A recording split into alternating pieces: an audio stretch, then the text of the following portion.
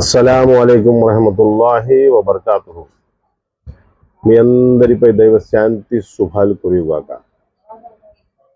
సోదర సోదరి మనులారా, ఈ భూమండలంపై మానవ మనుగడ ఆరంభం నుండి దైవం మానవుల మార్గదర్శకత్వం కోసం ఎన్నో ఉపదేశాలను గ్రంథాలను అవతరింపజేస్తూ వచ్చాడు. ఆ గ్రంథాల పరంపరలోని చివరి హెచ్చరిక హితబోధ గ్రంథమే ఈ ఖురాన్. ఇది సర్వ మానవాళి కోసం అవతరింపజేయబడింది. దీని అవతరణ భాష అరబీ. ఇప్పుడు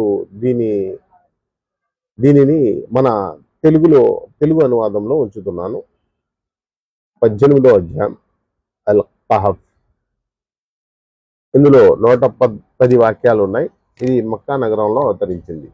అల్లాహ్ పేరుతో ప్రారంభిస్తున్నాను. అల్లాహ్ అంటే ఈశ్వర్ మాత్రమే స్తుతింపదగినవాడు. ఆయన తన దాసునిపై ఈ గ్రంథాన్ని అవతరింపజేశాడు. అందులో ఏ విధమైన వక్రత్వాన్ని ఉంచలేదు. అది సూటిగా ఉన్నది ఉన్నట్లుగా ప్రకటించే గ్రంథం. దాని ద్వారా అతను దేవుని కఠిన శిక్షను గురించి ప్రజలను హెచ్చరించాలని, విశ్వసించి సత్కార్యాలు చేసే వారికి మంచి ప్రతిఫలం లభిస్తుంది అనే శుభవార్తను, అందులోనే వారు కలకాలం ఉంటారు అనే శుభవార్తను అందజేయాలని, అల్లాహ్ అంటే ఈశ్వర్ ఎవరినో కుమారుడుగా వరించాడు అని పలికే ప్రజలను భయపెట్టాలని. ఈ విషయం గురించి వారికిని వారి తాత ముత్తాతలకు గాని ఏ జ్ఞానమూ లేదు. వారి నోట వెలువడే ఈ మాట అత్యంత దారుణమైనది. వారు కేవలం అబద్ధాన్ని మాత్రమే వాగుతున్నారు. అయితే ప్రవక్త, ఒకవేళ వారు ఈ ఉపదేశాన్ని విశ్వసించకపోతే బహుశా నీవు వారి కోసం దుఃఖిస్తూ నీ ప్రాణాన్నే కోల్పోతావేమో.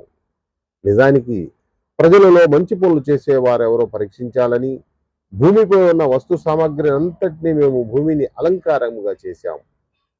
చివరకు మేము దీనంతటినీ చదునైన మైదానంగా చేసివేయనున్నాము. గుహవారు, శిలాఫలకం వారు మా సూచనలలో ఒక అద్భుతమైన సూచన అని మీరు భావిస్తున్నారా? ఆ గుహలో ఆశ్రయం పొందిన ఆ యువకుడు, ప్రభు, నీ ప్రత్యేక కారుణ్యాన్ని మాకు ప్రసాదించు, మా వ్యవహారాన్ని చక్కబెట్టు అని వేడుకున్నారు. అప్పుడు మేము వారిని అదే గుహలో జోకొట్టి 7 ఏళ్ల తరబడి గాఢ నిద్రలో ఉంచాం. తర్వాత వారిని మేము మేల్కొల్పాము. ఈ 2 వర్గాలలో ఏ వర్గం తాము గుహలో ఉన్న కాలాన్ని ఖచ్చితంగా లెక్క పెడతారో పరీక్షిద్దామని. మేము వారి అసలు గాథను మీకు వినిపిస్తున్నాం. వారు తమ ప్రభువును విశ్వసించిన కొందరు యువకులు. మేము వారికి సన్మార్గంపై నడవడంలో అభివృద్ధిని ప్రసాదించాము. వారు లేచి ఈ ప్రకటన చేసినప్పుడు మేము వారి హృదయాలకు దృఢత్వాన్ని కలుగజేశాము. ఆకాశాలకు భూమికి ప్రభు అయిన వాడే నా ప్రభువు. మేము ఆయనను త్రోసిరాజని మరొకరిని దేవుడిగా చేసుకుని వేడుకోము. ఒకవేళ మేము అలా చేస్తే పూర్తిగా అనుచితమైన దాన్ని చేసిన వారం అవుతాము. తర్వాత వారు పరస్పరం ఇలా అనుకున్నారు, మన జాతి వారైన వీరు విశ్వప్రభువును కాదని ఇతర దైవాలను, అంటే లేని వాటిని సృష్టించుకున్నటువంటి వాటిని, మిథ్యా దైవాలను సృష్టించుకున్నారు. ఈ దైవాలు ఆరాధ్యులని స్పష్టమైన ప్రమాణాన్ని దేనైనా ఈ ప్రజలు ఎందుకు తీసుకురారు? అల్లాహ్ అంటే ఈశ్వర్ విషయంలో అభూత కల్పనకు పాల్పడే వాడిని మించిన దుర్మార్గుడెవడు? ఇప్పుడు మీరు వారితోనూ అల్లాహ్ అంటే ఈశ్వరుడు కాదని వారు ఆరాధించే మిథ్యాదేవులతోనూ సంబంధాలను తెంచుకున్నారు. కనుక ఇక పదండి, ఫలానా గుహలో ప్రవేశించి ఆశ్రయం పొందండి. మీ ప్రభు మీపై తన కారుణ్య ఛాయను విస్తరింపజేస్తాడు. మీ కార్యసిద్ధికై సకల సామాగ్రిని సమకూరుస్తాడు.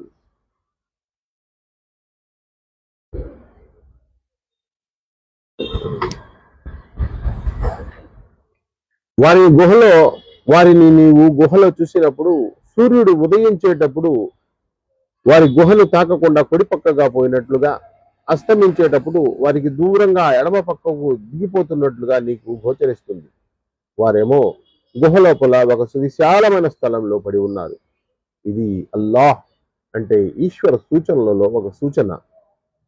అల్లాహ్ అంటే ఈశ్వర్ సన్మార్గం చూపిన వాడే అసలు సన్మార్గం పొందుతాడు. అల్లాహ్ అంటే ఈశ్వర్ మార్గం తప్పించే వాడి మార్గం చూపి సంరక్షకుడుగా నీవు ఈశ్వర్ మార్గం తప్పించే వాడికి మార్గం చూపి సంరక్షించేవాడిని నీవు పొందలేవు. వారిని నీవు చూసి వారు మేల్కొనే ఉన్నారని అనుకుంటావు. వాస్తవానికి వారు నిద్రపోతున్నారు.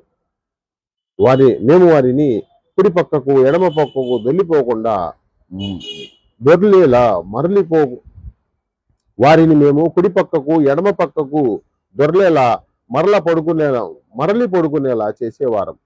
వారి కుక్క గుహ ముందు ద్వారం వద్ద ముందు కాళ్ళు చాచి కూర్చుని ఉండేది. ఒకవేళ నీవు వారిని తొంగి చూస్తే వెనక్కి తిరిగి పారిపోతావు. ఆ దృశ్యాన్ని చూసిన కారణంగా నీవు భయకంపితుడు అవుతావు.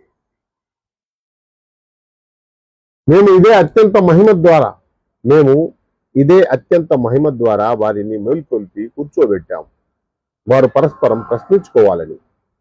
వారిలో ఒకడు మనం ఈ స్థితిలో ఎంతకాలం ఉన్నాము అని అడిగాడు.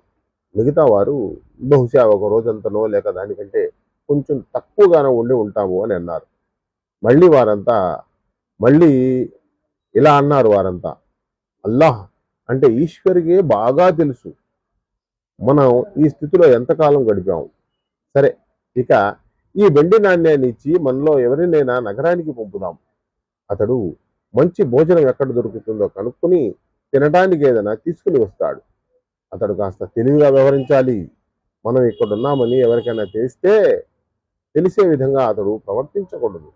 ఒకవేళ వారు మనల్ని పట్టుకుంటే రాళ్లతో కొట్టి చంపేస్తారు, లేదా బలవంతంగా మనల్ని తమ సంఘంలో మళ్ళీ కలుపుకుంటారు.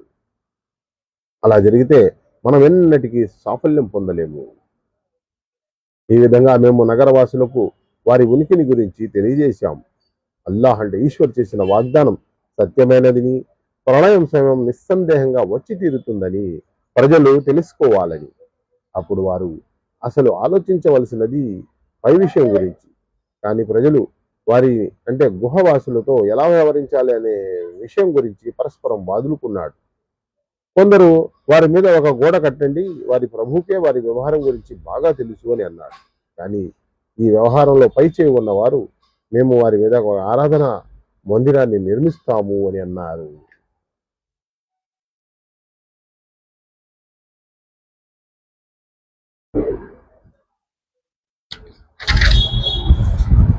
కొంతమంది వారు ముగ్గురు, నాలుగవది వారి కుక్క అని అన్నారు. మరికొందరు వారు ఆరోది వారి కుక్క అని అంటారు. వారందరూ కేవలం అర్ధరహితంగా వాగుతున్నారు. ఇంకా కొందరు వారు 7, 8వది వారి కుక్క అని కూడా అంటారు. ఇలా వారు ఎందరో నా ప్రభుకే బాగా తెలుసు. కొందరికి మాత్రమే వారి నిజమైన సంఖ్య తెలుసు కనుక స్థూలంగా తప్ప వారి సంఖ్యల గురించి ప్రజలతో వాదించకు. ఇంకా వారిని గురించి ఎవరిని ఏమీ అడగవద్దు. చూడు, ఏ విషయాన్ని గురించైనా ఎన్నడూ నీవు ఈ పనిని రేపు చేస్తావు అని అనకు. నీవు ఏమీ చెయ్యలేవు. అల్లాహ్ అంటే ఈశ్వర్ కోరితే తప్ప. ఒకవేళ మరుపు వల్ల నీవు అలా అంటే వెంటనే నీ ప్రభువును స్మరించుకొని ఇలా, నా ప్రభు ఈ వ్యవహారంలో సత్యానికి అతి దగ్గరగా ఉన్న విషయం వైపునకు నాకు మార్గం చూపుతాడని నేను ఆశిస్తున్నాను. వారు తమ గుహలో 300 సంవత్సరాలు ఉన్నారు. కొందరు గడువు అంచనాలో 9 సంవత్సరాలు ఇంకా ఎక్కువగా పెంచారు. నీవు ఇలా చెప్పు, వారు ఈ స్థితిలో ఉన్న కాలాన్ని అల్లాహ్ అంటే ఈశ్వరికే బాగా తెలుసు. ఆకాశాలలోనూ భూమిలోనూ గుప్తంగా ఉన్న సమస్త విషయాలు ఆయనకు మాత్రమే తెలుసు. ఎంత అద్భుతమైన వాడు ఆ చూసేవాడు, ఆ వినేవాడు. భూమి ఆకాశాలలోనూ సృజింపబడిన వాటిని ఆయన తప్ప ఆదుకునేవాడు మరెవ్వరూ లేడు. అంతేకాదు, ఆయన తన ప్రభుత్వాధికారంలో ఎవరిని భాగస్వామిగా చేర్చుకోడు. ప్రవక్త, నీ ప్రభు గ్రంథం నుండి నీపై అవతరింపజేయబడిన దాన్ని యథాతథంగా వినిపించు. ప్రవక్త, నీ ప్రభు గ్రంథం తరపు నుండి నీపై అవతరింపజేయబడిన దాన్ని యథాతథంగా వినిపించు. ఆయన ప్రవచనాలను మార్చే అధికారం ఎవరికీ లేదు. ఒకవేళ ఎవరి కోసమైనా నీవు అందులో మార్పులు చేర్పులు చేసినట్లయితే ఆయనను తప్పించుకుని పారిపోయి నీవు ఏ ఆశ్రయాన్ని పొందలేవు. తమ ప్రభు ప్రసన్నతను అర్థిస్తూ ఎవరు ఉదయం సాయంత్రం ఆయనను వేడుకుంటారో వారి సహచర్యం పట్ల నీ హృదయాన్ని సంతృప్తి పరచుకో. వారి నుండి నీ దృష్టిని ఎంత మాత్రమూ మలచకు. నీవు ఇహలోక మేరుగులను కోరుకుంటావా?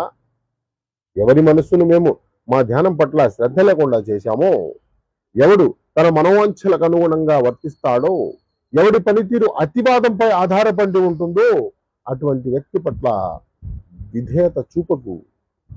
ఇలా స్పష్టంగా ఇలా ప్రకటించు, ఇది సత్యం మీ ప్రభు తరపు నుండి వచ్చింది. ఇక ఇష్టమైన వారు దాన్ని స్వీకరించవచ్చు, ఇష్టం కాని వారు దాన్ని తిరస్కరించను వచ్చు.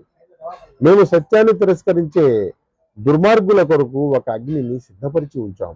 దాని జ్వాలలు వారిని చుట్టుముడతాయి.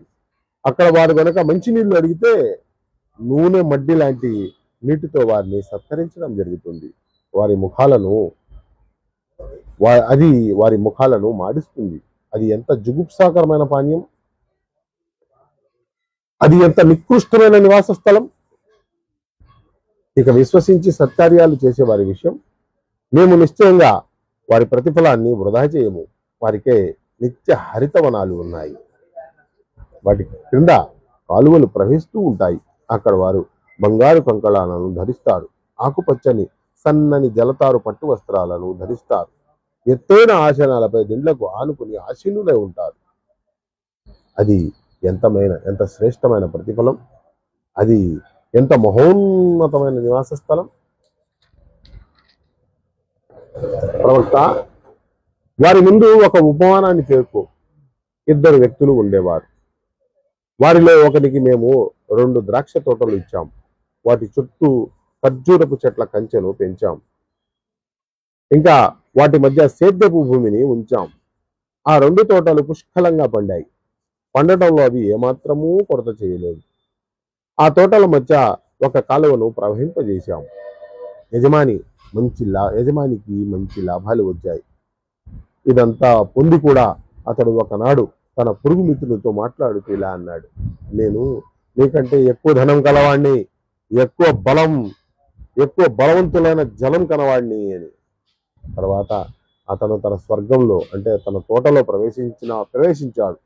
తన ఆత్మకు అన్యాయం చేసుకున్న వాడే ఇలా ప్రకటించాడు, ఎన్నటికైనా ఈ సంపద నశిస్తుందని నేను భావించడం లేదు. ఎప్పటికైనా ప్రళయఘడిగ వస్తుందనే నమ్మకం కూడా నాకు లేదు. అయినప్పటికీ ఒకవేళ ఎప్పుడైనా నేను నా ప్రభు సన్నిధికి మరణించబడినట్లయితే తప్పకుండా దీనికంటే మహోజ్వలమైన స్థానాన్ని పొందుతాను. అప్పుడు అతని పొరుగువాడు మాట్లాడుతూ అతనితో ఇలా అన్నాడు, నిన్ను మట్టితోనూ తర్వాత వీర్యపు బిందువుతోనూ పుట్టించి ఒక సంపూర్ణ మానవుడిగా తీర్చిదిద్దిన ఆయనను నువ్వు తిరస్కరిస్తున్నావా? ఇక నా విషయం, నా ప్రభు అయితే అల్లాహ్ అంటే ఈశ్వరే. నేను ఎవరిని ఆయనకు భాగస్వామిగా చేయను. నీవు నీ వనంలోకి ప్రవేశిస్తూ ఉన్న సమయంలో నీ నోట మాషాల్లా లా ఖువత ఇల్లా బిల్లా అనే మాటలు ఎందుకు రాలేదు? ఒకవేళ నీవు నన్ను సంపదలో సంతానంలో నీకంటే తక్కువ వాడిగా చూస్తూ ఉన్నప్పటికీ నా ప్రభు నీ స్వర్గం కంటే ఉత్తమమైన దాన్ని నాకు ప్రసాదించడము, నీ స్వర్గం మీదకు ఆకాశం నుండి ఏదైనా ఆపదను పంపించడము, ఆ కారణంగా అది చదునైన మైదానంగా మారిపోవటము, లేదా దాని నీరు భూమిలోకి ఇంకిపోవటము, తర్వాత నీవు దానిని ఏ విధంగానూ తిరిగి పొందలేకపోవడం అనేది సంభవమేమీ కాదు. చివరికి జరిగింది ఏమిటంటే అతని పంట మొత్తం ధ్వంసం అయ్యింది. తన ద్రాక్ష తోట తలకిందులుగా తడికలపై కూలిపోవడాన్ని చూసి అతడు తాను పెట్టిన పెట్టుబడిని గురించి చేతులు నలుపుకుంటూ ఉండిపోయాడు. ఇంకా అయ్యో, నేను నా ప్రభువునకు ఇతరులెవరిని భాగస్వాములుగా చేయకుండా ఉంటే ఎంత బాగుండేది అని వాపోయాడు. అల్లాహ్ అంటే ఈశ్వరుకు వ్యతిరేకంగా అతనికి సహాయపడడానికి అతని వద్ద ఏ జనసమూహము లేకుండా పోయింది. అతడు స్వయంగాను ఆ ఆపదను ఎదుర్కోలేకపోయాడు. అప్పుడు తెలిసింది ఏంటి? అప్పుడు తెలిసింది ఆదుకునే ఆ ఒక్క శక్తి ఆదుకునే అప్పుడు తెలిసింది ఆదుకునే శక్తి ఒక్క సత్యదేవునికే ఉందని. ఆయన ప్రసాదించే బహుమానమే ఉత్తమమైనదని. ఆయన చూపిన ప్రతిఫలమే శ్రేష్టమైనదని. ప్రవక్త ప్రవక్త ఐహిక జీవిత వాస్తవానికి వారికి ఈ ఉపమానం ద్వారా బోధించు. ఈనాడు మేము ఆకాశం నుండి వర్షాన్ని కురిపిస్తే నేలపై పచ్చిక బాగా దట్టంగా పెరుగుతుంది. మరునాడు అదే పచ్చిక పొట్టుగా మారిపోతుంది. దానిని గాలులు లేపుకుపోయి తిరుగుతూ ఉంటాయి. అల్లాహ్ అంటే ఈశ్వర్ ప్రతిదానిపై అధికారం గలవాడు. ఈ సంపద, ఈ సంతానము కేవలం ఐహిక జీవితపు తాత్కాలిక అలంకారాలు మాత్రమే. అసలు శాశ్వతంగా ఉండిపోయే పుణ్యకార్యాలే నీ ప్రభు దగ్గర పరిణామం రీత్యా ఉత్తమమైనవి. కాబట్టి వాటి మీదనే పెద్ద ఆశలు పెట్టుకోవచ్చు. ఆలోచించవలసినది ఆ రోజున గురించి. ఆ రోజున మేము పర్వతాలను నడిపిస్తాం. భూమి అంతా బోసిపోయినట్లుగా మీరు చూస్తారు. ఆది మానవులలో, అంత్య మానవులలో ఒక్కరు కూడా మిగిలిపోకుండా మేము మానవులందరినీ చుట్టుముట్టి సమావేశపరుస్తాం. వారంతా నీ ప్రభు సన్నిధిలో వరుసలుగా ప్రవేశపెట్టబడతారు. ఇదిగో చూడండి, మేము మిమ్మల్ని మొదటిసారి పుట్టించిన స్థితిలోనే మీరు మా వద్దకు వచ్చేశారు కదా. మాతో సమావేశమయ్యే కాలాన్ని దేనిని మేము మీ కొరకు నిర్ణయించనే లేదని మీరు భ్రమపడ్డారు. అప్పుడు కర్మల పత్రం వారి ముందు ఉంచబడుతుంది. ఆ సమయంలో అపరాధులకు తమ జీవిత గ్రంథంలో నమోదు చేయబడిన విషయాలకు భయపడుతూ ఉండటాన్ని నీవు చూస్తావు. వారు, అయ్యో మా దౌర్భాగ్యం, ఇదేమి గ్రంథం? మేము చేసిన చిన్న పని గాని పెద్ద పని గాని ఏది గ్రంథంలో నమోదు కాకుండా ఉండలేదే అని అంటూ ఉంటారు. వారు ఏమేమి చేశారో అదంతా తమ ముందు ప్రత్యక్షంగా అవటాన్ని చూస్తారు. నీ ప్రభు ఎవరికి ఏమాత్రము అన్యాయం చేయడు. ఈ విషయాన్ని జ్ఞాపకం తెచ్చుకో. ఆదంకు సజ్దా చేయమని మేము దూతలతో అన్నప్పుడు వారు అతని సజ్దా చేశారు. కానీ ఇబ్లీస్ చేయలేదు. అతడు జిన్నాతుల్లోని వాడు కనుకనే తన ప్రభు ఆజ్ఞను ఉల్లంఘించడానికి ఒడిగట్టాడు. మీరు నన్ను కాదని వాడి సంతతి మీకు శత్రువులైనప్పటికీ మీరు వారిని మీకు సంరక్షకులుగా చేసుకుంటారా? ఈ దుర్మార్గులు ఎంత చెడ్డ ప్రత్యామ్నాయాన్ని వరిస్తున్నారు. నేను ఆకాశాన్ని భూమిని సృష్టించినప్పుడు వారిని ఆహ్వానించలేదు. స్వయంగా వారిని సృష్టించేటప్పుడు సైతం వారిని నేను భాగస్వాములుగా చేసుకోలేదు. మార్గం తప్పించే వారికి సహాయకులుగా చేయడం నా పని కాదు. వారి ప్రభు వారితో ఇలా అనే రోజున వారు ఏమి చేస్తారు? ఇప్పుడు పిలవండి, మీరు నాకు భాగస్వాములని మీరు భావిస్తున్న ఆ శక్తులను. అప్పుడు వారు వారిని పిలుస్తారు, కానీ వారు వారి సహాయానికే రారు. మేము వారికి ఒకే వినాశ గుండాన్ని ఏర్పాటు చేస్తాం. అపరాధులందరూ ఆ రోజున అగ్నిని చూస్తారు. ఇక తాము అందులో పడవలసి ఉందని తెలుసుకుంటారు. దాని నుండి తప్పించుకోవడానికి వారు ఏ ఆశ్రయాన్ని పొందలేరు. మేము ఈ ఖురాన్లో ప్రజలకు పలు విధాలుగా హితవులు గడిపాం. కానీ మానవుడు పరమ జగడాల మారి వారి ముందు ఏ మార్గదర్శకత్వము వచ్చినప్పుడు దాన్ని స్వీకరించకుండా, తన ప్రభు సన్నిధానంలో క్షమాభిక్షను కోరకుండా అసలు వారిని ఏ విషయం వారిస్తుంది? ఆ విషయం ఇది తప్ప మరొకటేమీ కాదు. పూర్వపు జాతుల విషయంలో జరిగినదే మా విషయంలో కూడా జరగాలని వారు నిరీక్షిస్తున్నారు. లేదా శిక్షా సమయం ముందుకు వస్తూ ఉండగా చూడాలని వారు కోరుకుంటున్నారు.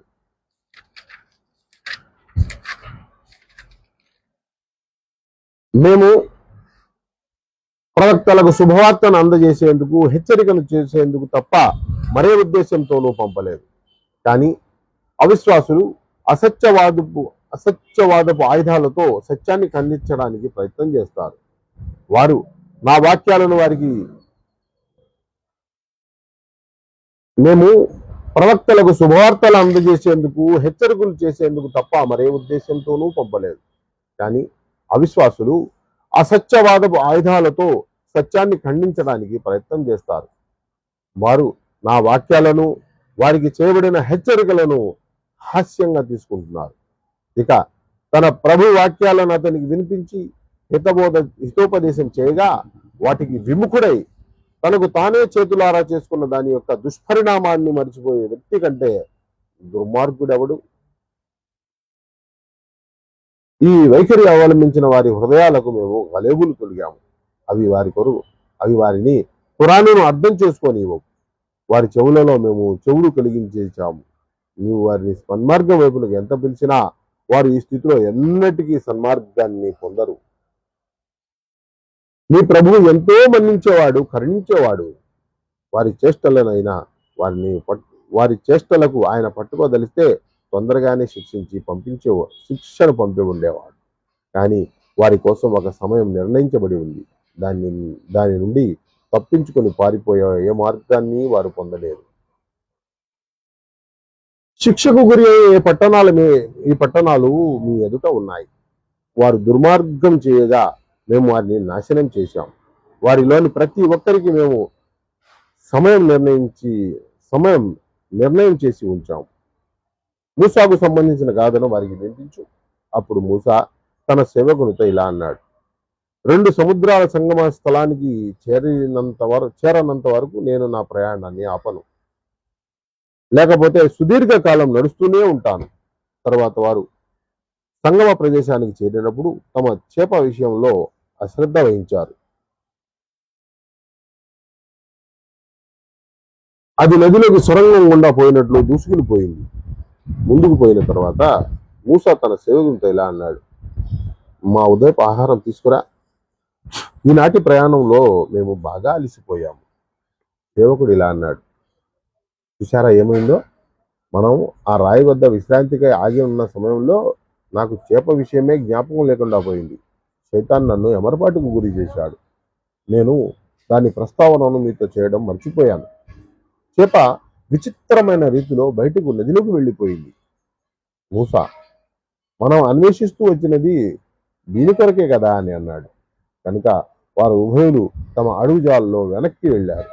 అక్కడ వారు మా దాసుల్లోని ఒక దాసును కనుక్కున్నారు.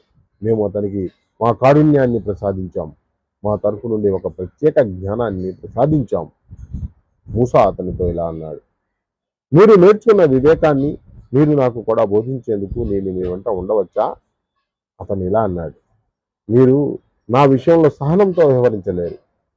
అసలు మీకు తెలియని విషయాన్ని గురించి సహనం చూపడం మీకు ఎలా సాధ్యం? మూసా ఇలా జవాబు పలికాడు: ఇన్షా అల్లాహ్, అంటే అల్లాహ్ అంటే ఈశ్వర సంకల్పిస్తే మీరు నన్ను సహనశూరులుగా చూస్తారు. ఈ వ్యవహారంలోనూ నేను మీకు అవిధేయత చూపను. అతడు ఇలా అన్నాడు: మంచిది, ఒకవేళ మీరు నాతో రాదనిస్తే స్వయంగా నేను మీతో ప్రస్తావించే వరకు నన్ను ఏ విషయమూ అడగకండి. అప్పుడు వారు ఉభయులు బయలుదేరారు. చివరకు వారు ఒక పడవ ఎక్కినప్పుడు ఆ వ్యక్తి పడవకు రంధ్రం చేశాడు. మూసా అప్పుడు ఇలా అన్నాడు: పడవలో ఉన్న వారందరినీ ముంచటానికా మీరు ఈ రంధ్రం చేశారు? మీరు చేసినది దారుణమైన పని. అతను ఇలా పలికాడు: మీరు నా పట్ల సహనం చూపలేరని నేను మీకు చెప్పలేదా? మూసా ఇలా అన్నాడు: మర్చిపోయి చేసిన దానికి నన్ను తప్పు పట్టకండి, నా విషయంలో కఠినంగా వ్యవహరించకండి అన్నాడు. తర్వాత వారు ప్రయాణం సాగించారు. చివరకు వారిని ఒక బాలుడు కలిశాడు. ఆ వ్యక్తి అతన్ని చంపేశాడు. మూసా ఇలా అడిగాడు: మీరు ఒక అమాయకు ప్రాణాన్ని తీశారు. వాస్తవానికి అతడు ఎవరినీ హత్య చేయలేదు కదా? మీరు చేసిన పని చాలా చెడ్డది. అతను ఇలా అన్నాడు: మీరు నాతో సహనంగా ఉండలేరని నేను మీకు చెప్పలేదా? మూసా ఇలా పలికాడు: దీని తర్వాత ఒకవేళ నేను మిమ్మల్ని ఏదైనా అడిగితే మీరు నన్ను మీ వెంట ఉండనీయకండి. ఇదిగో ఇప్పుడు మీకు నా వైపు నుండి సాకు దొరికిపోయింది అని. తర్వాత వారు ముందుకు సాగిపోయారు. చివరకు పట్టణానికి చేరుకున్నారు. అక్కడ ప్రజలను అన్నం పెట్టమని అభ్యర్థించారు. కానీ వారు వీరిద్దరిని ఆతిథ్యం ఇవ్వడానికి తిరస్కరించారు. అక్కడ వారు కూలిపోనున్న ఒక గోడను చూశారు. ఆ వ్యక్తి ఆ గోడను మళ్ళీ నిలబెట్టాడు. మూసా వెళ్ళినా అన్నాడు, మీకు ఇష్టమైతే ఈ శ్రమకు ప్రతిఫలం తీసుకునేవారు, మీకు ఇష్టమైతే ఈ శ్రమకు ప్రతిఫలం తీసుకునేవారు. ఆయన ఇలా అన్నాడు, ఇక చాలు, మన సహవాసం ముగిసింది, ఇక మీరు సహనం చూపలేకపోయిన ఈ విషయాల తత్వాన్ని నేను మీకు వివరిస్తాను. ఆ పడవ వృత్తాంతం ఏమిటంటే, ఆ నదిలో కష్టపడి పని చేసుకునే కొందరు నిరుపేదలది. నేను దానికి లోపం కల్పించాలని ఎందుకు అనుకున్నానంటే, ప్రతి పడవను బలవంతంగా వశపరుచుకునే ఒక రాజు చెందిన ప్రాంతం ముందు రాబోతుంది. ఇక ఆ బాలుని విషయం, అతని తల్లిదండ్రులు విశ్వాసులు. అతడు తన తలబిరుచుతనం వల్ల, తన అవిశ్వాసం వల్ల వారిని వేధిస్తాడనే భయం మాకు కలిగింది. ఈ కారణం వల్ల మేము కోరుకున్నది ఏమిటంటే, వారి ప్రభు అతనికి మారుగా నడవడికలో అతని కంటే మంచివాడును, రక్త సంబంధులను ఎక్కువగా కనికరిస్తాడని ఆశించదగిన వాడు అయిన మరొక బిడ్డను వారికి ఇవ్వాలని. ఇక గోడ విషయం ఏమిటంటే, అది పట్టణంలో నివసిస్తున్న ఇద్దరు అనాథ బాలుది. ఆ గోడ కింద ఈ బాలుల కోసం ఒక నిధి పాత పెట్టబడి ఉన్నది. వారి తండ్రి చాలా మంచివాడు.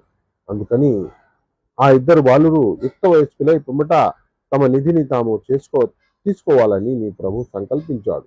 ఇదంతా నీ ప్రభు కారుణ్యం మూలంగా నేను చేశాను, నా అంతటా నేను చేయలేదు. నీవు సహనం చూపలేని విషయాల వాస్తవికత ఇది.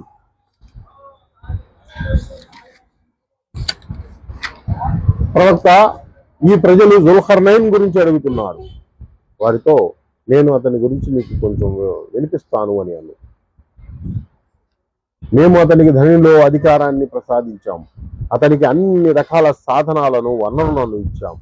అతను మొదట పశ్చిమ దిశకు దండయాత్ర చేయడానికి సన్నాహాలు చేశాడు. చివరకు అతను సూర్యుడు అస్తమించే హద్దుకు చేరినప్పుడు నల్లని నీటిలో సూర్యుడు మునుగుతూ ఉండగా అతడు చూశాడు. అక్కడ అతనికి ఒక జాతి ప్రజలు కనిపించారు. అప్పుడు మేము ఇలా అన్నాము, జుల్కర్నైన్, ఆ జాతి ప్రజలను శిక్షించడానికి గాని, వారి పట్ల ఉదార వైఖరిని అవలంబించడానికి గాని నీకు అధికారం ఉన్నది. అతను ఇలా అన్నాడు, వారిలో దౌర్జన్యం చేసేవాడిని నేను శిక్షిస్తాను. ఆపై అతడు తన ప్రభు వైపునకు మరలించబడతాడు. అప్పుడు ఆయన అతనికి మరింత తీవ్రమైన శిక్ష విధిస్తాడు. వారిలో విశ్వసించిన వాడికి, సత్కార్యాలు చేసేవాడికి మంచి ప్రతిఫలం లభిస్తుంది. అంతేకాదు, మేము అతడికి తేలికపాటి ఆజ్ఞలను ఇస్తాము. తర్వాత అతను మరొక దండయాత్ర కోసం సన్నాహాలు చేశాడు. చివరకు అతను సూర్యుడు ఉదయించే హద్దు వరకు పోయాడు. అక్కడ అతను ఒక జాతిపై సూర్యుడు ఉదయించడం చూశాడు. దానికోసం మేము ఎండ నుండి రక్షణ పొందే ఏర్పాటు ఏదీ చేయలేదు. ఇది వారి స్థితి. జుల్కర్నైన్ వద్ద ఉన్నది ఏమిటో మాకు తెలుసు. తర్వాత అతను మరొక దండయాత్ర సన్నాహాలు చేశాడు. చివరకు అతను 2 పర్వతాల మధ్య చేరుకున్నప్పుడు అక్కడ అతనికి ఒక జాతి కనిపించింది. ఆ జాతి ఏ విషయాన్నైనా అతి కష్టం మీద కానీ అర్థం చేసుకోలేదు. వారు ఇలా అన్నారు, జుల్కర్నైన్, యాజూద్ మాజూద్లు ఈ భూభాగంలో కల్లోలాన్ని వ్యాపింపజేస్తున్నారు. కనుక నీవు మాకు వారికి మధ్య అడ్డంగా ఒక గోడను నిర్మించు. అందుకు మేము నీకు ఏదైనా సుంకం చెల్లించాలా? అప్పుడు అతను ఇలా అన్నాడు, నా ప్రభు నాకు ఇచ్చినదే నాకు చాలు. మీరు మటుకు శ్రమ ద్వారా నాకు సహాయం చేయండి. నేను మీకు వారికి మధ్య అడ్డంగా గోడ కడతాను. నాకు ఇనుప రేకులను తెచ్చి ఇవ్వండి. చివరకు ఈ 2 పర్వతాల మధ్య ఉన్న ఖాళీ స్థలాన్ని అతను కూర్చివేసి ప్రజలతో, ఇక మంటలను లగ్నించండి అని అన్నాడు. తర్వాత ఆ ఇనుప గోడను పూర్తిగా నిప్పు మాదిరిగా ఎర్రగా చేసి అతను, ఇక కరిగిన రాగిని తీసుకురండి, దీనిపై కుమ్మరిస్తాను అని అన్నాడు. ఈ గోడ ఎటువంటిదంటే, యాజూద్ మాజూద్లు దానిపైకి ఎక్కి రాను లేరు. దానికి కన్నం వేయడానికి వారికి ఇంకా కష్టతరం. జుల్కర్నైన్ ఇలా అన్నాడు, ఇది నా ప్రభు కరుణ, కానీ నా ప్రభు యొక్క వాగ్దానం సమయం ఆశమన్నప్పుడు ఆయన దాన్ని నిలమట్టం చేస్తాడు. నా ప్రభు వాగ్దానం నిజమైనది. ఆ రోజున మేము ప్రజలను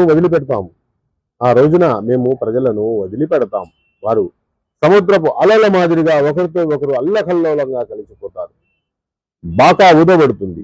మేము మానవులను అందరినీ ఒకేసారిగా సమావేశపరుస్తాం. ఆ రోజున మేము నరకాన్ని అవిశ్వాసుల ముందుకు తీసుకుని వస్తాం. వారు మా హితోపదేశం పట్ల గుడ్డివారైపోయారు. అసలు వారికి వినటానికి ఏమాత్రం అసలు వారు అసలు దానిని వినటానికి వారు అసలు దానిని వినటానికి వారు దానిని వినటానికి ఏమాత్రం ఇష్టపడలేదు. అయితే ఈ తిరస్కారులు నన్ను కాదని నా దాసులను తమ కార్యసాధనలుగా చేసుకునే తలంపు కలిగి ఉన్నారా? అటువంటి ఆ విశ్వాసులకు ఆతిథ్యంగా మేము నరకాన్ని సిద్ధం చేసి ఉంచాం. ప్రవక్త వారితో ఇలా అను, తాము చేసిన పనుల విషయంలో అందరికంటే ఎక్కువగా విఫలమయ్యేవారు ప్రవక్త వారితో ఇలా అను, తాము చేసిన పనుల విషయంలో అందరికంటే ఎక్కువగా విఫలయ్యేవారు ఎవరో, నష్టపోయేవారు ఎవరో మేము మీకు తెలుపమంటారా? వారెవరంటే ప్రాపంచిక జీవితంలో వారి ప్రయత్నాలు అన్ని రుజుమార్గం నుండి వైదొలిగి ఉంటాయి. అయినా వారు తాము చేసేదంతా సభ్యంగానే ఉందని భావిస్తారు. వారు తమ ప్రభు వాక్యాలను నమ్మకుండా తిరస్కరించిన వారు, ఆయన సన్నిధానంలో హాజరు కావాల్సి ఉందన్న విషయాన్ని విశ్వసించని వారు. ఇందువల్ల వారి కర్మలన్నీ వృధా అయిపోయాయి. ప్రళయ దినం నాడు మేము వారికి ఏమాత్రమూ విలువనీయము. వారి ప్రతిఫలం నరకం. వారు అవిశ్వాసానికి పాల్పడినందుగా బదులుగా వారు మా వాక్యాలను మా ప్రవక్తలను ఎగతాళి చేసిన దాని ఫలితంగా అయితే విశ్వసించి సత్కార్యాలు చేసిన వారికి ఆతిథ్యంగా ఫిరదౌస్ అంటే జన్నపు స్వర్గపు ఉద్యానవనాలు ఉంటాయి. వాటిలో వారు కలకాలం ఉంటారు. ఆ స్థలాన్ని వదిలి మరెక్కడికి పోవాలని వారి మనస్సు ఎన్నడి వారికి ప్రవక్త ఎలా ప్రకటించు, ఒకవేళ నా ప్రభు మాటలు వ్రాయడానికి సముద్రమే సిర అయినా అది ఖాళీ అయిపోతుంది, కానీ నా ప్రభు మాటలు ఏమాత్రం పూర్తి కావు. అంతేకాదు, మేము మళ్ళీ అంతే సిరాను తెచ్చినా అది కూడా సరిపోదు.